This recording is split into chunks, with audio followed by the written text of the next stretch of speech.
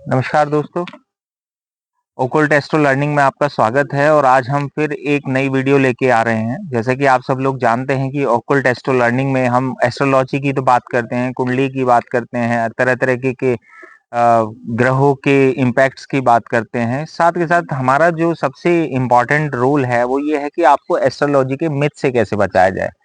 आजकल आप लोग देख रहे हैं कि सोशल मीडिया प्लेटफॉर्म पे बहुत सारे एस्ट्रोलॉजर्स हैं, बहुत सारे इन्फ्लुएंसर्स हैं, बहुत सारे न्यूमरोलॉजिस्ट हैं जो आपको तरह तरह की बातें बताते हैं, बहुत सारी रेमेडीज बताते हैं चीजों को करने के लिए।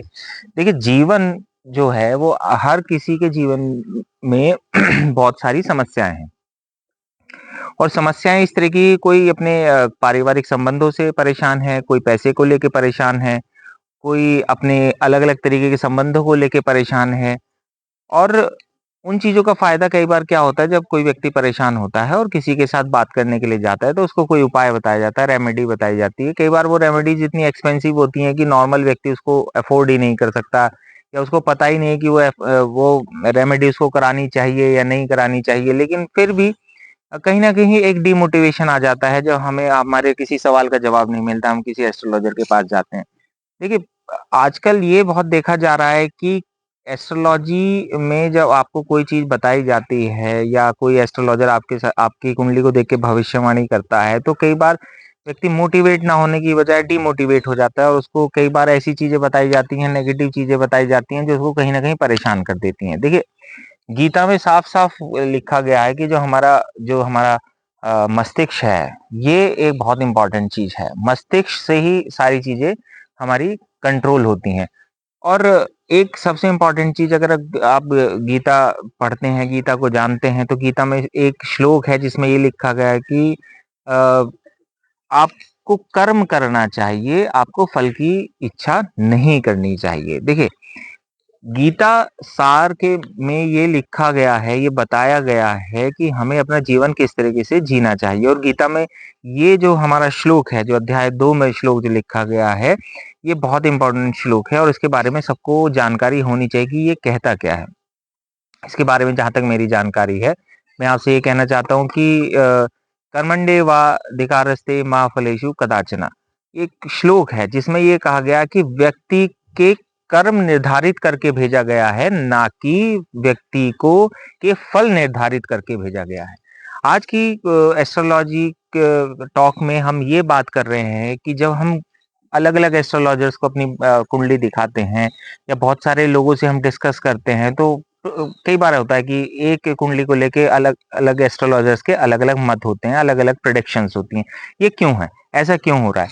एक तो इसका सीधा-सीधा कारण है कि हर किसी के ज्ञान के पैरामीटर्स अलग हैं, हर किसी की प्रेडिक्शन इसलिए भी अलग होती है कि वो अलग-अलग विद्याओं को जानता है, अलग-अलग विद्याओं से उसने चीज़ों को बात करनी सीखी है। लेकिन कई बार क्या होता है, जब हम वो प्रेडिक्शन सही नहीं निकलती है तो लोग एस्ट्रोलॉजी पे क्वेश्चन मार्क बना देते हैं। देखिए, ये क्वेश्चन मार्क बनाना बिल्कुल भी ठीक नहीं है। जैसे आप अलग-अलग डॉक्टर के पास जाते हैं एक बीमारी को लेके, तो अलग-अलग प्रेडिक्शन करता है, अलग-अलग तरह की दवाई देता है और अलग-अलग तरीके की आप आपके ट्रीटमेंट करता है। हम वहाँ पे सवाल नहीं उठाते, बहुत सारे हम ज़्यादा से ज़्यादा ये कहते हैं कि भाई डॉक्टर को हमारी जो परेशानी है वो समझ में नहीं है और उसने हमें ठीक से दवाई नहीं दी। यही यहाँ पे भी एस्ट्रोलॉजी में भी यही बातें होती हैं। हर एस्ट्रोलॉजर की अपनी अलग प्रेडिक्शन इसलिए होती है क्योंकि उसको अलग विद्या आती है और वो उसी विद्या के अनुसार आपसे बात करना चाहता है। जैसे कि मैंने अभी ये कहा कि भगवान ने हमें इस पृथ्वी पर हमारे कर्म निर्धारित करके भेजा है, ना कि हमारे फल निर्धारित करके भेजा है। जब कर्म निर्धारित करके भेजा है तो हमें वो कर्म करने भी चाहिए, और जब वो कर्म नहीं करेंगे तो फिर फल कैसे मिलेगा? हम इच्छा तो फल की करते हैं। जैसे अभी हम मैं कुछ दिन पहले अपने फ़ेसबुक अकाउंट पे और इंस्टाग्राम अकाउंट पे देख रहा था कि उसमें एस्ट्रोलॉजी इस तरीके से आती है कि आप 4 लौंग अपने पर्स में रख लीजिए, 4 इलायची अपने पर्स में रख लीजिए और इतना पैसा आएगा, आप पे सँभलेगा नहीं।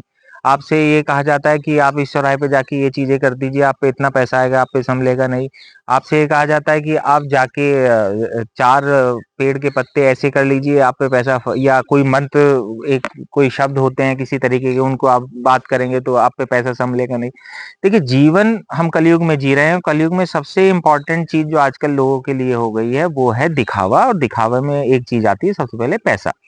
कर्म पे किसी का ध्यान नहीं है, पैसे पे सबका ध्यान है। और अगर मैं आपको कहूँ कि भाई आप कोई ऐसी चीज कर लो, आप पे पैसे संभलेगा नहीं, तो हर कोई उस उपाय को करना चाहेगा, हर कोई पैसे के पीछे भाग रहा है, कर्म के पीछे कोई नहीं भाग रहा है। तो आज अगर मैं आपसे डिस्कस करता हूँ कि क्यों ऐसा है कि प्रेडिक्शन ठीक नहीं होती हैं। प्रेडिक्शन इसलिए ठीक नहीं होती हैं कि आपके कर्म के निर्धारण के अनुसार आज तक आपको किसी एस्ट्रोलॉजर ने कोई रेमेडी बताई ही नहीं है। आप जितनी भी रेमेडीज कर रहे हैं वो बेसिकली रेमेडी नहीं है। देखिए, उपाय और टोटके में अंतर है, इस चीज का ध्यान रखिएगा। उपाय अलग चीज है, टोटका अलग चीज है। जिस तरीके से अगर आपको कोई बीमारी हो जाती है तो उसको इंस्टेंट इफेक्ट देने के लिए, मेडिसिन देने के लिए आपको इंजेक्शन लगा दिया जाता है, लेकिन उसके साइड इफेक्ट्स भी हैं। इसी तरीके से जब आप टोटका करते हैं तो टोटके के साइड इफेक्ट किसी और के ऊपर भी जा सकते हैं। लेकिन अगर आप उपाय करते हैं, उपाय करने का मतलब है कि आपको अपने कर्म को ठीक करना है, आपको अपने काम को ठीक करना है। जैसे जैसे आप अपने कर्म और काम को ठीक करते चले जाएंगे, धीरे धीरे करके आपकी कुंडली के जो ग्रह हैं वो आपको पॉजिटिव इफेक्ट्स देना शुरू कर देते हैं। कई बार बहुत सारे जो साइंस को जानते हैं लोग, वो एस्ट्रोलॉजी पे सवाल उठाते हैं और कहते हैं कि भाई चंद्रमा जो है वो कैसे जल को प्रभावित कर सकता है। देखिए, ज्वार भाटा आप सब जानते हैं, और ये जग जाहिर है कि जब चंद्रमा जो जैसे जैसे बढ़ता है वैसे वैसे ज्वार भाटा भी आप अपना इफेक्ट दिखाता है। और हमारा शरीर भी कहीं ना कहीं 70-80% जो जल से बना हुआ है उसका भी इफेक्ट पड़ता है। लेकिन मस्तिष्क जो है, शरीर में चेंजेस जरूर आते हैं, लेकिन मस्तिष्क जो है, मस्तिष्क आपका वो इंस्ट्रूमेंट है जो आपको किसी भी चीज से बचाता है। यानी कि आपका जो ऑरा है, माइंडसेट है, पॉजिटिवनेस है, वो बहुत इंपॉर्टेंट चीज है।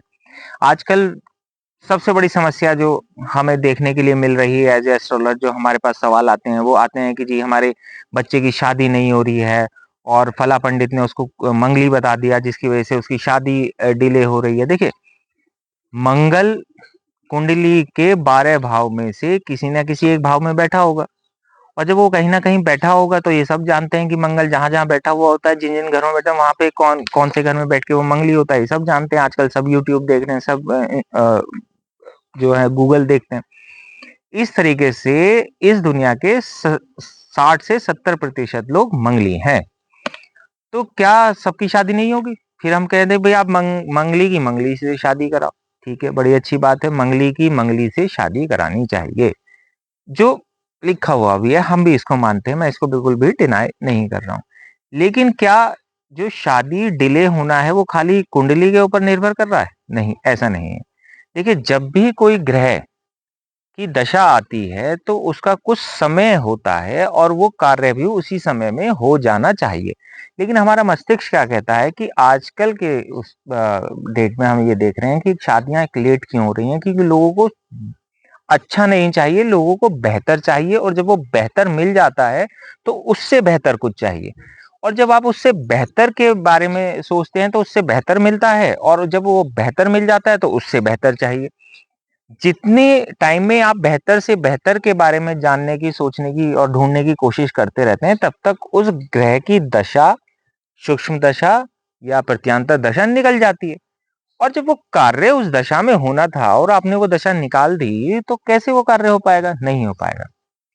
तो थोड़ा सा आप लोगों को इस चीज पे भी समझना चाहिए कि खाली कुंडली को लेके इधर से उधर घूमने से अच्छा है कि आप ये देखिए कि मेरे क्या कर्म है और मुझे वो क्या कर्म करने चाहिए। आप कर्म करें। अगर आपको कोई उपाय बता रहा है तो बहुत सारे उपाय तो फलित इसलिए नहीं होते हैं क्योंकि आप कर्म तो करते नहीं, हम कर्म पे तो ध्यान नहीं देते, हम उसके फल पे ध्यान देते हैं कि फल हमें क्या मिलना चाहिए, और इसी वजह से कुछ हमारे उपाय भी फलित नहीं होते हैं।